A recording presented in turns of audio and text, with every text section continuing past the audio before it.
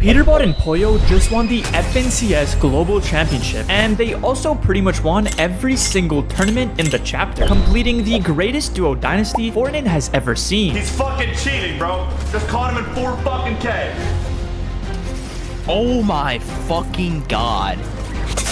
Dude, they're just in our fucking stream, you fucking virgins. Oh my god! What the fuck?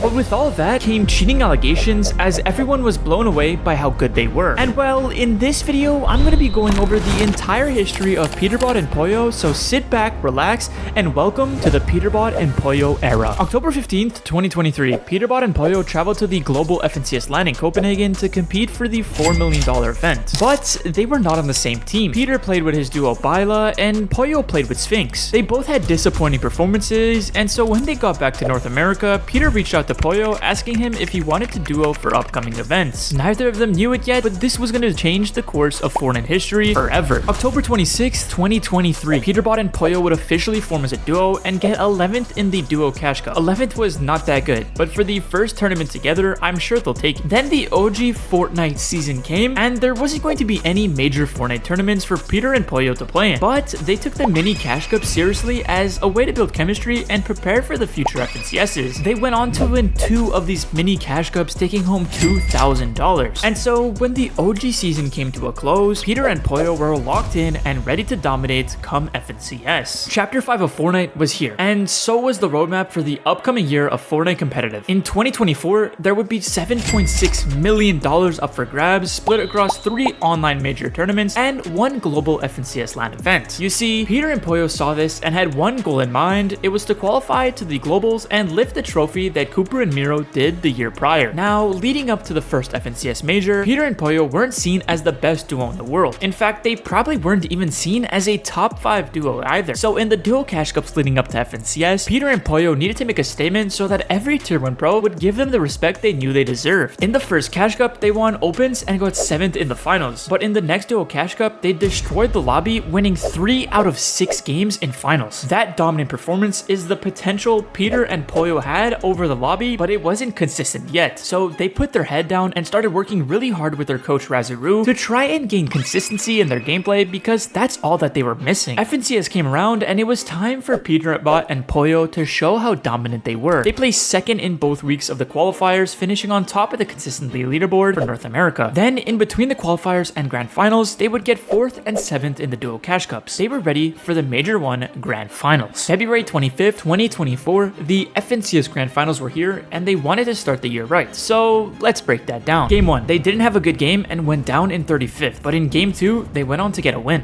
Peterbot Pollo, they know it's just them versus Booga.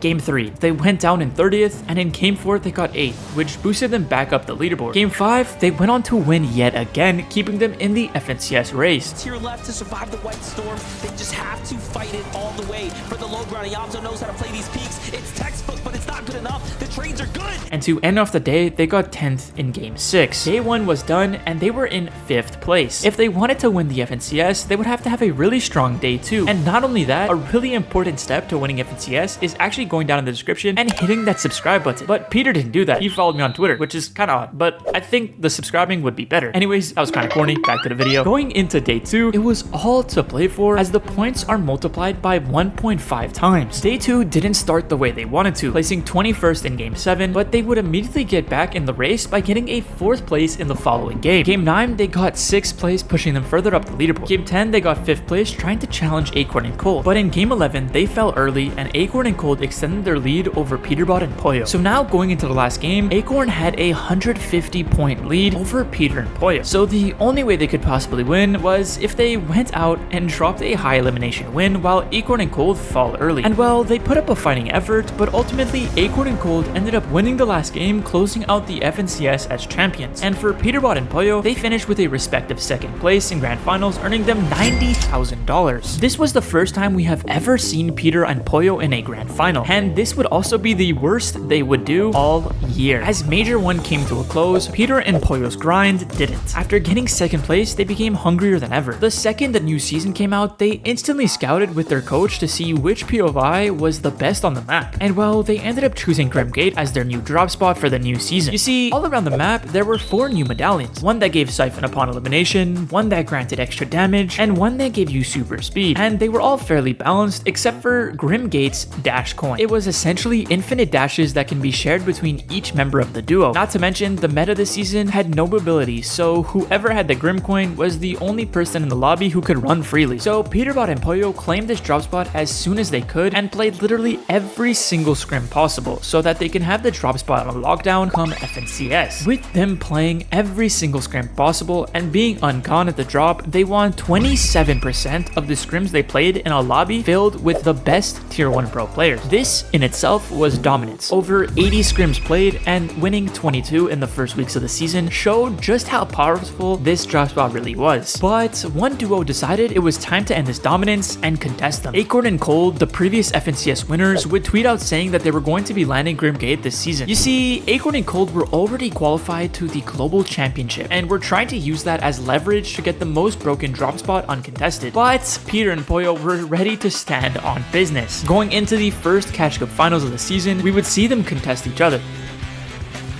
Got it. Yes, I jumped off. 50 white. He's on me. 50 white. Getting the gun. I have no HP. Wait. What are you doing? Get the fuck out, Acorn! 3-0! You guys suck! What the fuck? Oh my god! Oh my god! Is this real life right now? Is this real life? How can you be this bad? After 3-0ing them off spawn, Acorn and Cold left the drop spot and didn't dare to step foot on Peter's soil ever again. What makes this Cash Cup even sweeter is the fact that Peter and Pollo went on to win the whole thing. This was a statement to the whole region. It didn't matter who contested them, they would still go out and dominate you and still win the whole tournament. In the next duo Cash Cup, they won 6 out of 8 games in opens to qualify for finals, showing yet again that they were a scary duo. And in the finals, they went on to go on a tear. Duo. I can't help. Okay, I'm getting it. Nice. Nice. Let's go, Dougie. I won. Nice. You win?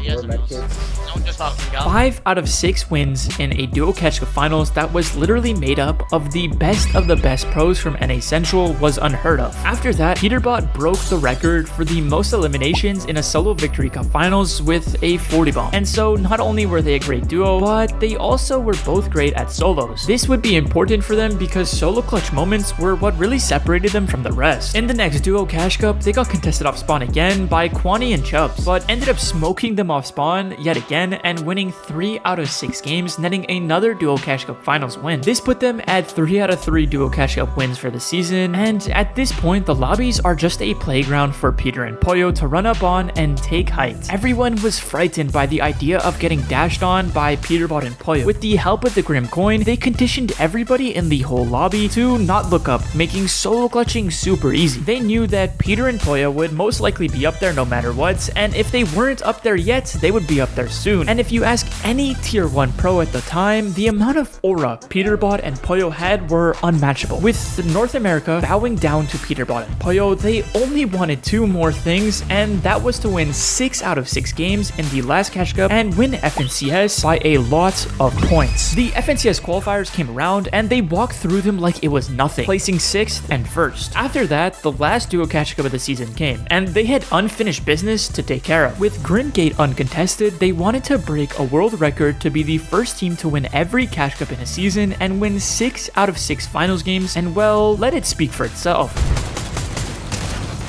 Dead. Nice. No heals. Actually, he has a med kit. Just pop it. Shit! The medkit was too Let's go. early. Nice. Nice.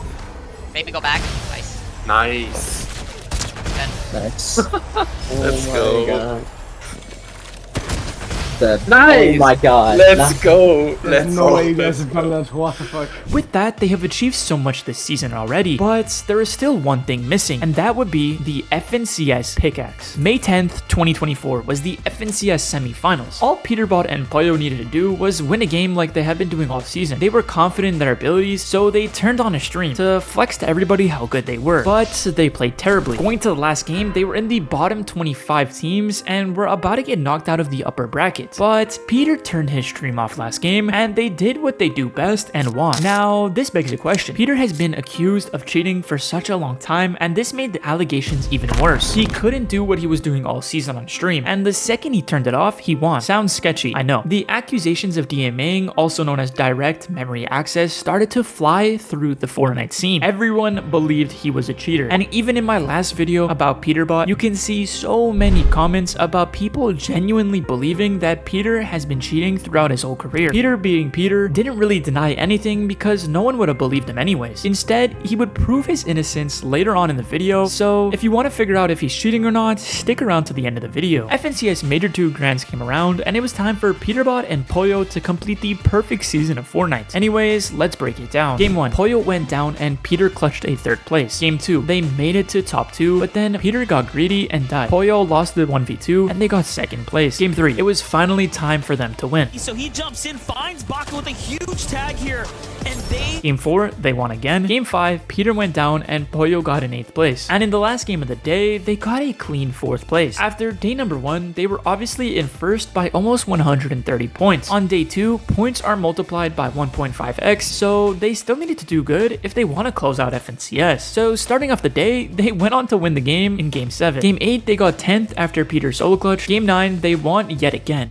Has worked his way up to the high ground. He's fighting against Peterbot. He's actually knocked Peterbot cold. In 9 games, Peter and Pollo were over 840 points, and that meant they had already won FNCS. And if you guys made it this far in the video, I would appreciate if you hit that subscribe button, as I'm trying to hit my lifetime goal of 100,000 subscribers. I really put a ton of effort into these videos, and I'm sure you wouldn't regret hitting that subscribe button to watch more of these in the future. In Game 12, they ended up closing out the FNCS with a win. Keying at this point, it's all smart play. The reads are so good right there, and we talked about what he was capable. They earned $140,000 split between the duo, and it was their first FNCS win together as well. They ended FNCS Major 2 with over 1,000 points, being the first team to ever do so. After breaking all these records, the duo decided they weren't done. They decided that from now on, they will land on the best mythic drop spot on the map, because why wouldn't they? They literally just dropped 1,000 points and won FNCS by over 300 points. So going into Major 3 as perfect FNCS champions and already qualified to the Global Championship, they wanted to win yet again to make it a back-to-back FNCS win. Major 2 came to a close, and Season 3 started up. Peter and Pollo, alongside their coach Razaru, scoured the map to figure out which one of the mythic POIs would be the best to land at. There were 3 mythic POIs. One had infinite ammo, one had infinite nitro sprint, but Redline Rig had an infinite heal medallion that healed you up to 75 shields. Once again, it was the only medallion that can be shared between the duo. It is clear that they want a medallion that can be shared between both members of the duo rather than something that would only make one of them better. This time, they didn't really get contested for Redline Rig as they did with Grim Gate. I mean, to be honest, would you even want to contest them after how they humiliated everyone last season? I mean, to be honest, I wouldn't. But they wouldn't dominate the cash cups this season like they did in the last. Leading up to FNCS, they missed qual in one of them and only got 3rd and 1st in the other 2 cash cups. Only 3rd and 1st. Yeah, if it's not first, it means they failed. At this point, Peterbot and Pollo have become the villains of Fortnite. They were just so dominant and scary. The only way they don't win every game is if they make a mistake. And well, their coach Razaru was working alongside them to make sure they became as consistent as possible. Now, FNCS Major 3 came around, and it was looking like anyone's game. Clix and Vino were looking good, Batman and Booga were looking even better, and Acorn and Cole were ready. So with that being said, let's break down the Major 3 Grand Finals. Game 1, they went down early, but in Game 2, they got 7th place. Game 3, they got 15th place. Then in Game 4, they finally started trying and got 5th place. Game 5, they won the game.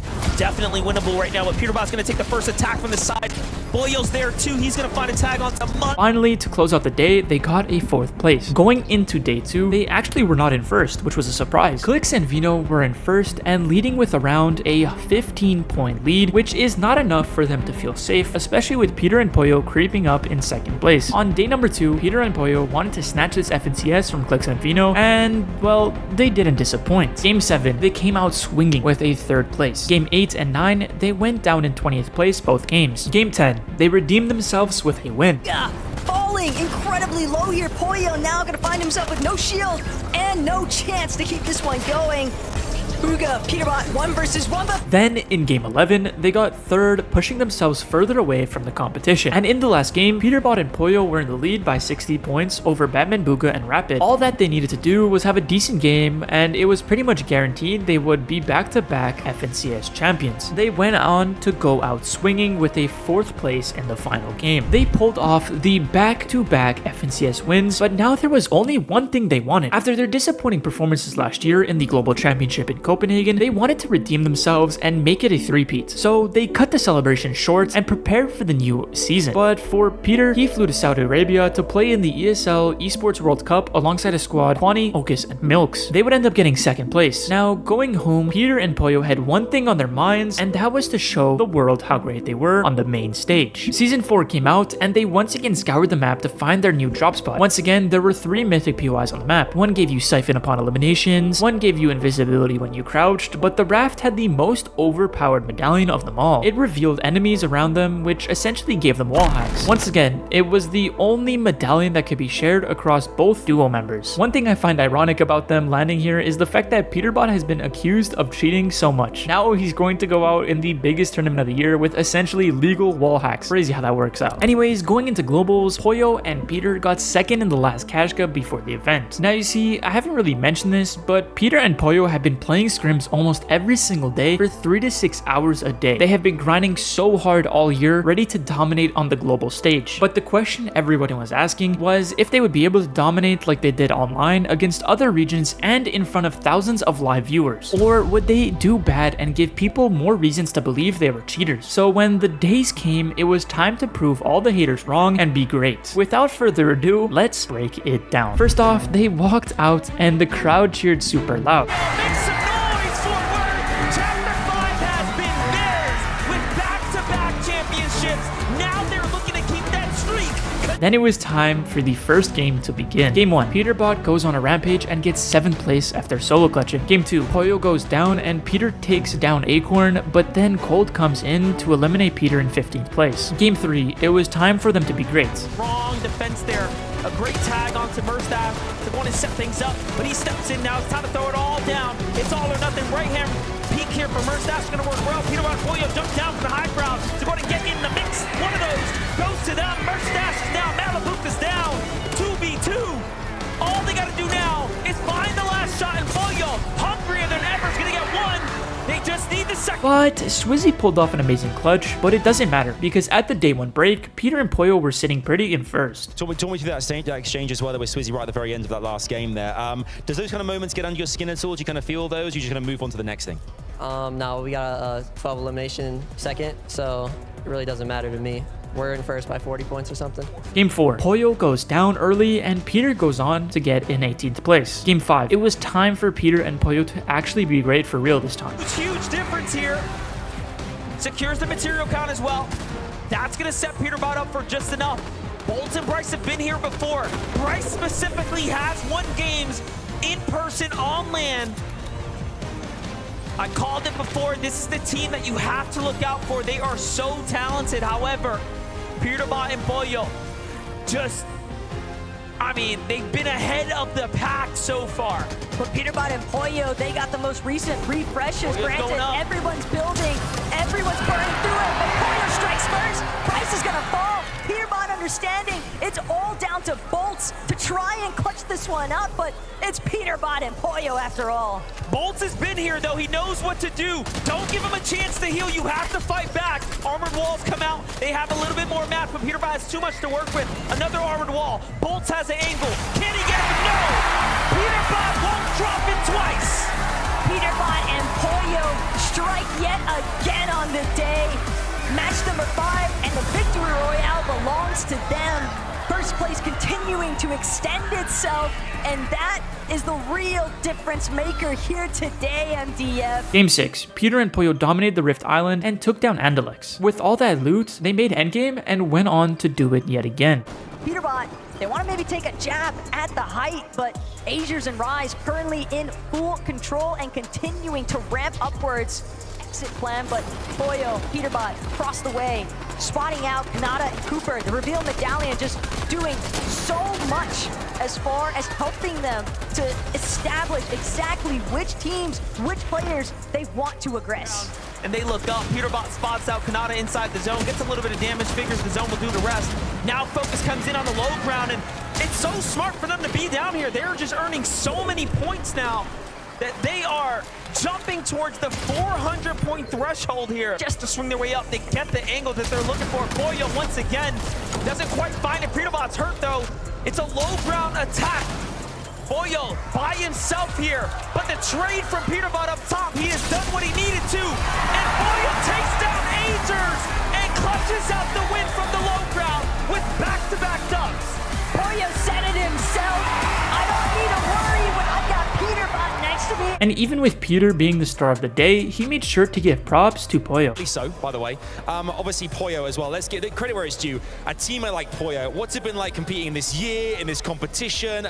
Give him his props. How great is this as a duo teammate? I mean, he's the best teammate possible. I mean, he gets eliminations. He's like a good like IGL when I need it. You know, like we're kind of like, we both make calls and you know, like we're like the best team. And so day one was done, and everyone was shocked by how good Peter and Pollo performed. They were in first by 150 points, which is a huge lead. But going into day two, it was all to play for, because Queasy and Thomas HD, sitting right behind them, were determined to make a comeback. But before we get into day two, listen to what Levin had to say why Peter is so arrogant.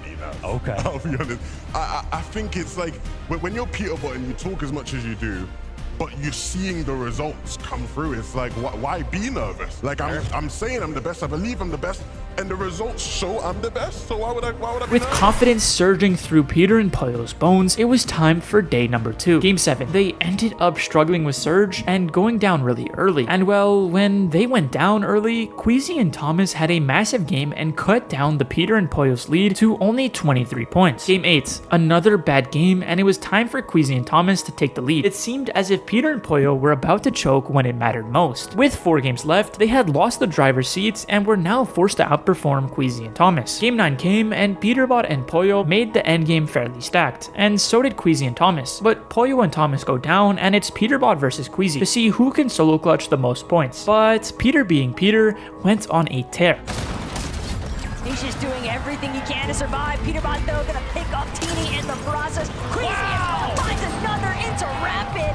Not gonna get a chance, though, to collect the body loot instead. He's scrambling, trying. Oh, shit. Chico and Trudex as a duo, though. Oh, goes down to Peter, though. No. Still got 14 volts. That's Trudex right there. Oh my god, Peterbot can win this. Solo FNCS. No duos. Solo World Cup, 5 players alive. Solos remaining here. Teacher goes down. Oh my. 1v1v1. He's got the man advantage, too. Paz is so weak. It's going to be Peterbot versus Duke. Oh my god. Duke's got the main kit, though. Duke's doesn't have mats. I don't think Duke's has no mats. Dukes wins that trade. Oh my god. This is... What? Holy f...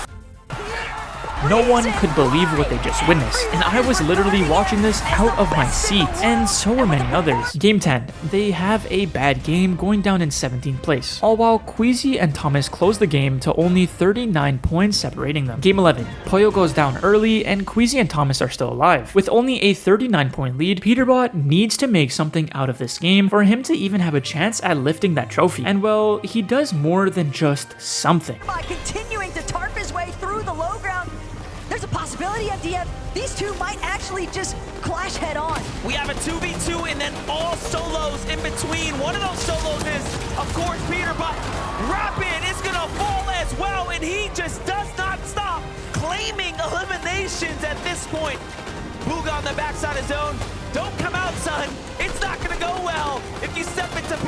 It's Peterbot and Booga. Oh my God. Deal with, but Peterbot gets a huge chunk out of Queasy. Thomas is gonna fall. Everyone, including me, were left speechless. This was an insane moment. 1v1v1. Queasy versus Booga. Queasy versus Booga. Booga gets dropped down. Oh my god. First versus second. Queasy with the beams. Don't let Peterbot win this, bro. Peter tried the first one. Can he get this? Oh my god! You've got to be kidding me. I'm done. Nah. Okay, that is insane. How is that even possible? And with confidence flowing through his body, Peter begins to shit-talk Queasy going into the last game, which honestly was one of my favorite moments of the event. I don't know. So I eliminated Thomas, and then I know Queasy killed one, right? And then I just knew it was a free win because it was Queasy, not Thomas, you know what I'm saying? Oh, okay. All right. And now, with one game remaining and the leaderboard still tight, would Queasy and Thomas land on Peter in the last game to try to repeat the 2022 Invitational? Or would they land their spot and try to outlive Peterbot and Pollo? There is only one way to find out. You wanna know how I'm feeling? You wanna know how I'm feeling? Yeah. I'm feeling like it all comes down to this. One more game remaining, legacies on the line. I think back to moments. This game's all about moments. Fortnite's about moments. I think back to the World Cup, the young Argentinian king fighting to push his family's life over, fighting for his destiny. I think back to even earlier yesterday, Swizzy, all the adversity he's faced, fighting up against the best duo in the world, Peter and Pollo in a 1v2. He did it. I think back to the Invitational 2022. Queasy, Reno against Seti and Cammy to win it all. This game is about moments. Fortworth, are you ready for a moment? Nah.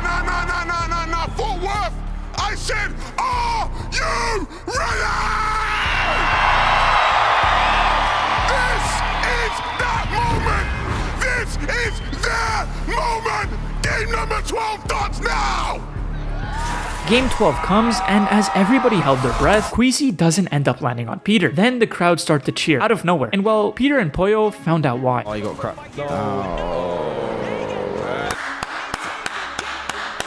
The most dominant chapter we've seen. Pollo sees it in the feed. He knows we got a Booga World Cup on our hands. What a champions. The most dominant year ever. They died. Yeah. Hold them. Come on. Come on, bro. Let's go, baby. Let me look. He knows! They know! Pollo can't even hide this! And with Queasy and Thomas going down early, it meant that Peter and Pollo were the new global FNCS champions. But they wouldn't just lift the trophy, they would dominate the last game as well. He is made of!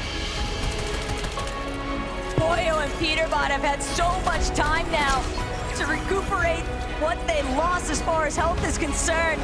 Peterbot's already got one knock on to True Life. It's just Chicho standing between them at this point. And Peterbot finds his third victory royale on the day, but most importantly of all, a global championship. The undisputed 2024 champion, Pollo, Peterbot, taking home in the only way they know how, and that is with a victory royale. Congratulations. Everything was for this moment.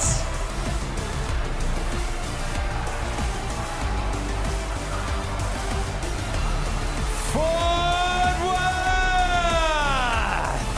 Would you please give it everything you've got for the FNCS Global Champions 2024 Peterbot and Pollo!